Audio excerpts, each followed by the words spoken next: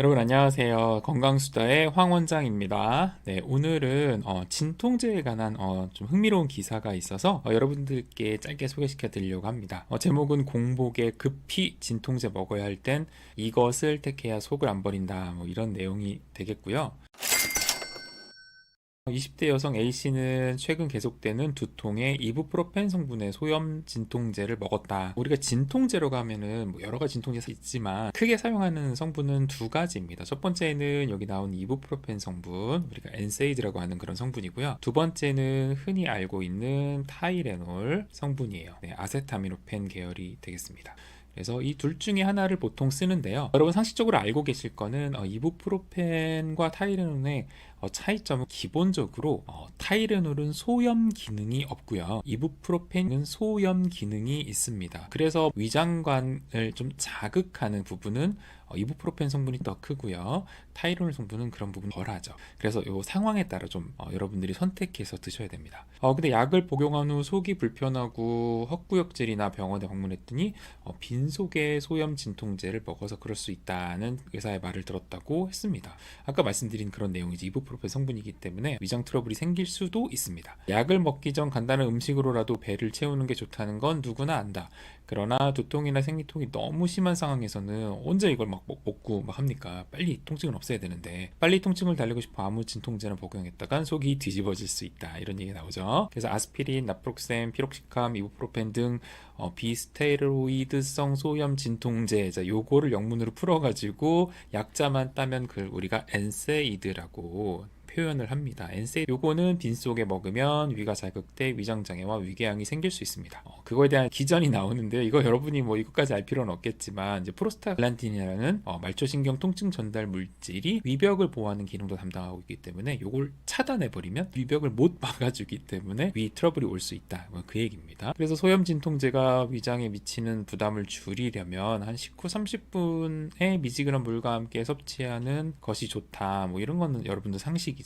그래서 이게 너무 심한 분들은 위장 보호약을 같이 처방하는 경우가 있어요. 그래서 여러분들이 일반적인 어떤 통증이나 증상 이런 거 있을 때 그게 염증으로 발생했을 때는 보통은 우리가 쉽게 항생제, 소염 진통제 거기에다가 이런 위보호제 이렇게 들어가는 게 아주 기본 스탠다드라고 할 수 있습니다. 당장 두통이나 생리통이 극심해 빈속에 약부터 먹어야겠다면 소염 진통제 아까 어떤 거였죠? 네, 엔세이드. 그죠? 우리가 말하는 이부프로펜 같은 거 그런 것보다는 아세타미노펜 성분의 해열 진통제 이게 뭐라고 그랬죠? 타이레놀. 네, 타이레놀. 요거가 좀 더 낫겠다. 왜냐면 요거는 위장 트러블이 적기 때문에. 그래서 집에 아세타미노펜 성분의 진통제가 만약에 있으면 그거 먹으면 되고요. 그러니까 타이레놀을 구비해 놓는 게 좋겠죠. 근데 만약에 그게 없다면 빈속에 소염 진통제를 복용하기 전에 어떻게 하면 된다? 우유 한 잔을 마시면 된다. 그런 얘기 있었죠. 약은 물이랑 같이 먹어야지. 그거를 이제 우유랑 같이 먹으면 어른들이 별로 안 좋아하시죠. 왜 우유랑 먹냐? 우유랑 함께 먹는 건 좋지 않다. 사실 좋지 않은 건 맞아요. 왜냐면은 우유에 포함된 칼슘, 철분, 락트산 등이 약 성분의 흡수를 조금 방해하죠. 약이 먼저 흡수되는데 이제 우유가 흡수되면서 방해를 하는 그런 현상인데요. 또 우유는 시간이 지날수록 이 산도 pH가 낮아지는 특성이 있어서 pH 영향을 받는 약물의 흡수를 방해할 수도 있습니다. 그러나 소염 진통제만큼은 예외인데요. 우유 속에 젖당이 분해되며 소염 진통제로부터 위를 보호할 수 있어서다. 그래서 물론 이것도 뭐 아예 뭐 아닌 건 아니지만 그래도 일반적인 것보다는 좀 덜하다. 그러니까 30분 정도 전에 간단하게 요기를 하고 소염 진통제 이부프로펜을 먹는 게 좋겠지만 그게 도저히 안 된다. 그럴 때는 이제 타이레놀 있는지 빨리 찾아보고 만약에 타이레놀이 없다 그러면은 집에 우유가 있으면 빨리 우유를 한 잔 마시고 그 다음에 이부프로펜을 먹는 게 효과가 좋겠다. 그렇게 알고 계시면 여러분들도 도움이 될 것 같아요.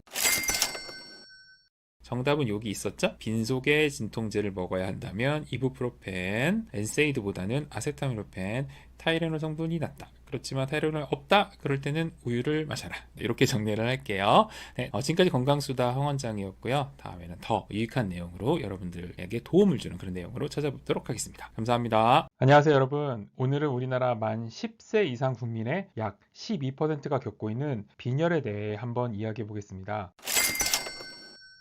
갑자기 눈앞이 핑 도는 듯한 어지러움을 느끼면 빈혈일까요? 빈혈은 단순히 어지러움증만 나타내는 것이 아니라 다양한 건강 문제의 신호일 수 있다는 사실을 알고 계셨나요? 그럼 무엇이 빈혈일까요? 빈혈은 혈액 속 적혈구가 충분한 산소를 운반하지 못하여 조직의 저산소증을 초래하는 질환입니다. 흔히 갑자기 어지러움증이 오면 빈혈이라고 생각하기 쉬운데 사실 어지럼증은 빈혈보다 다른 질환에 의해 나타내는 경우가 더 많습니다. 빈혈은 어지럼증뿐만 아니라 맥이 빨리 뛰고 가슴이 두근거리는 증상, 창백하거나 노랗게 보이는 얼굴, 생리주기 또는 양의 변화 등 다른 증상들이 동반되어 나타납니다. 하지만 위의 증상만으로는 빈혈을 정확하게 진단할 수 없으며 빈혈의 확진은 혈액 검사를 통해서 이루어집니다. 빈혈의 종류와 원인에 대해서 한번 알아보도록 할게요. 빈혈을 어떻게 진단하고 치료할까요?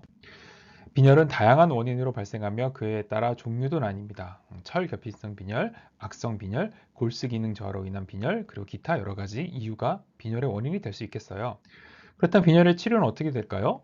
빈혈의 원인에 따라 치료법이 결정되겠죠. 철결핍성 빈혈일 경우에는 철분제 복용 또는 주사를 맞으면 되겠고요. 악성 빈혈일 경우에는 비타민 B12 주사를 맞게 되고, 골수 기능 저하로 인한 빈혈일 경우에는 백혈병, 빈혈성 탈모증, 골수암 등등 골수 기능 저하의 원인이 되는 것을 직접적으로 치료하면 되겠습니다. 기타 비만이나 만성염증 질환 혹은 약물 부작용 등 빈혈의 원인이 되는 질환을 치료하게 되면 빈혈이 치료되는 것이에요. 빈혈 스스로 판단하지 말고 전문의 진료를 받으세요. 빈혈은 증상만으로 판단하기 어렵고 다양한 질환의 신호일 수 있습니다. 빈혈 치료의 핵심은 그 원인을 찾아서 제거해 주는 것입니다. 전문의의 처방에 따라 철분제를 복용하거나 주사를 맞는 것이 가장 좋은 치료법인데요. 급한 교정이 필요한 경우 수혈을 하기도 합니다. 여기서 반드시 기억해야 할 것은 증상만으로 스스로 빈혈을 진단하고 난 빈혈이야, 그러니까 약을 먹어야 돼, 무조건 빈혈약 혹은 철분제를 복용해서는 안 된다는 겁니다. 대전을지대학교 병원 혈액종양내과 조인성 교수는 정확한 진단 없이 단순히 약부터 복용하는 것은 매우 위험하다며, 철결핍성 빈혈의 경우 철분 공급으로 쉽게 교정될 수 있지만 다른 원인에 의한 빈혈일 수 있으며, 대부분의 빈혈은 원인 질환의 진단과 치료가 더 중요하다고 이야기했습니다. 원인을 정확히 규명하지 않고 빈혈만 치료하는 경우 일시적인 호전을 회복으로 착각해 더 큰 화를 불어일으킬 수 있다는 점 여러분들 꼭 기억해 주세요. 지금까지 황 원장, 김 원장의 건강수다 3분 건강이었습니다. 다음에는 더 유익한 내용으로 여러분을 찾아뵙도록 하겠습니다. 감사합니다.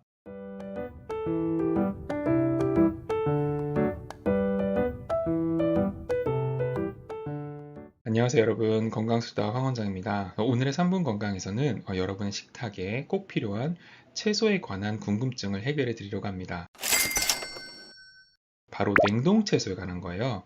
냉동 채소 영양 측면에서 과연 괜찮을까요? 오늘은 이 주제에 대한 흥미로운 사실과 통계 자료들을 함께 살펴보며 냉동 채소에 대한 편견을 3분 안에 확실하게 깨보도록 하겠습니다. 최근 채소 가격이 정말 많이 올랐어요. 급등한 채소 가격이 너무 부담스러워 마트에 가서 채소를 구매하는 대신 집에서 작물을 길러 먹는 사람들도 많아졌습니다. 또한 신선 채소 물가가 오르면서 냉동 채소에 눈을 돌리는 소비자들이 늘어나고 있습니다. 저렴한 가격과 긴 유통기한은 물론 영양면에서도 신선 채소와 비교할 만한 수준일까요? 하지만 채소하면 역시 신선 채소를 떠올리게 되고, 냉동실에 들어갔다 나온 냉동 채소는 신선 채소보다 영양분이 부족하다는 생각에 망설이는 분들도 많으실 겁니다.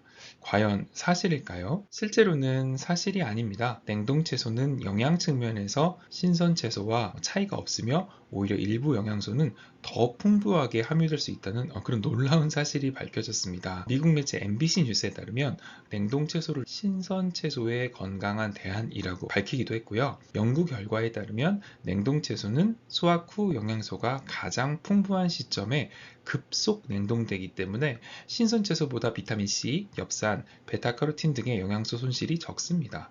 특히 비타민C는 냉동 과정에서 오히려 보존되는 경우도 있다고 합니다. 냉동 채소는 영양 측면에서 뛰어난 장점뿐 아니라 다음과 같은 다양한 장점들도 또 가지고 있어요. 일단은 좀 편리하죠. 특히 바쁜 현대인들에게는 아주 큰 장점이고요.